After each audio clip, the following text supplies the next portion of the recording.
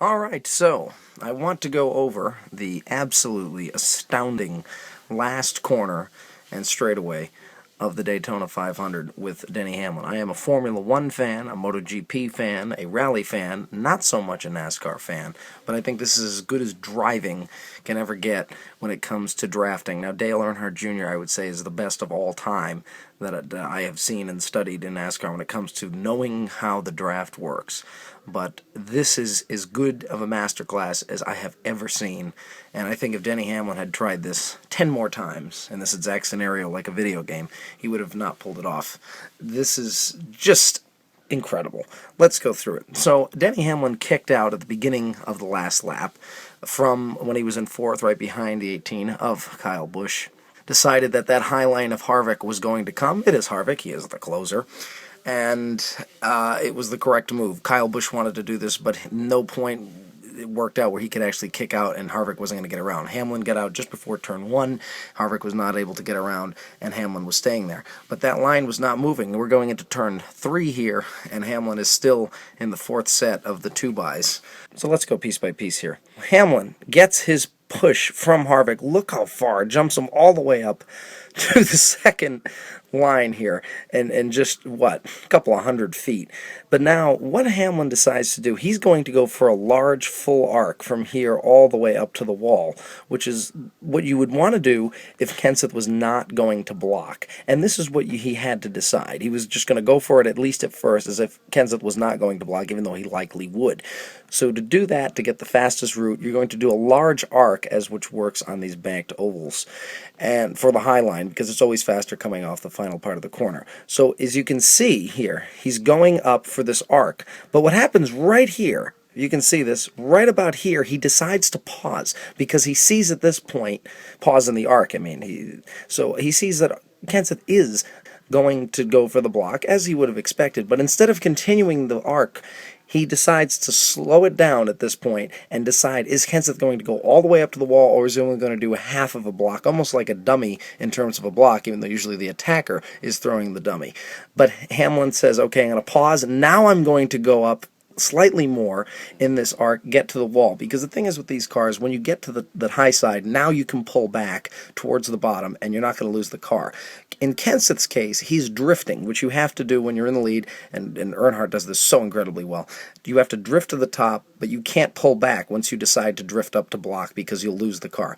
So Kenseth at this point is still in his drifting mode up here, and Hamlin is now at this point done his drifting to the top, and he can now start pulling down at this point. So you can almost tell at this juncture, if the timing works out, Hamlin's going to get underneath Kenseth. Kenseth has been sold the dummy at this point, that Hamlin's going to go up high, and Kenseth has to go up top. Hamlin completes the arc, as you can see with that pause here. He completes the arc at this point, and now he can continue to go down right here. And at this point, Hamlin's in clip form. And there's no way at this point, right here in clip form, that Kenseth is going to be able to do anything about it.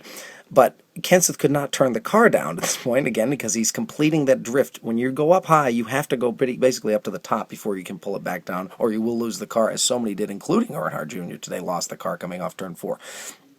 At this point, it's done. So Hamlin has completed this one chance he gets from Harvick's push. The thing is, now you are in danger of a 2001 Dale Earnhardt Sr. crash, right about here, where the top 3 together are going to crash, except, Michael Waltrip and Dale Earnhardt Jr. were here in 2001, but it's the same deal here, where this, Matt Kenseth, this Dale Earnhardt, he gets clipped and throws back into the wall. But Kenseth does not push down that much. You think he would have pushed more because he knows he's about to lose the Daytona 500, but he doesn't push down that much, and Hamlin is able to hold that line. What's also interesting, and hold that line and, of course, get out of the accident, as he does. But what's also interesting here is the fact that when Hamlin completes his arc and comes back down, right here he pauses again and kind of goes straight, because he wants to stay as high as possible, as the high line is faster off the corner if you stay up high. You can't kind of come down low at first, then you could go back into the wall when the forces of physics just throw you back out in the wall. So here he comes down. He tries to hold it. He can't. Kenseth crashes into him a little bit. Hamlin holds his line. And what's really astounding, of course, at this point, is the fact that Hamlin comes out of the corner still ahead of Martin Truex Jr. I thought Martin Truex Jr. would have been far ahead when all this craziness is going on. I thought Truex Jr. would have been somewhere around here by this point, and instead he doesn't. So Hamlin comes out of doing all these moves perfectly and still comes out of the corner and lead. Of course, now, as you see every single lap, and as you have seen in so many finishes at Daytona and Talladega, when you come off the corner, the high line wins, as Hamlin does here. Then in the straightaway, the short shoot, really, to the tri-oval, that's when the low line wins. And then as soon as you get to the tri-oval, the high line wins again. This happens all the time, almost lap after lap. And that's, of course, what happens here. Hamlin comes off better. The low line wins. Now Truex Jr. is going to take it. As soon as they get into the tri-oval, Hamlin takes the lead back and is faster. But what Hamlin does here in this last section, he goes for 2 bumps at this part of the turn, of the straightaway, because he knows the low line is faster. He bumps Truex Jr. twice, 1, 2. Then at the point when he gets faster, he bumps him once again and takes the lead and just wins. And of course, just after the tri-oval, look who's in the lead again, Truex Jr. That seems to be always how it works, a la Harvick and Mark Martin, when Harvick just pipped Martin at the line, who was in the low side. The high line is only just ahead, right at the line, and that's, of course, what happened here. Let's just watch it one more time. Hamlin waiting for the bump, falling back, goes from falling back to going forward, probably 10 miles an hour faster at this point. He decides, what do? I'm going to go for a long arc. Oh, Harvick, Kenseth's coming up. I'm going to do a shorter one. Now I cut down. I'm going to try to hold my line. I can't. Okay, I'm through.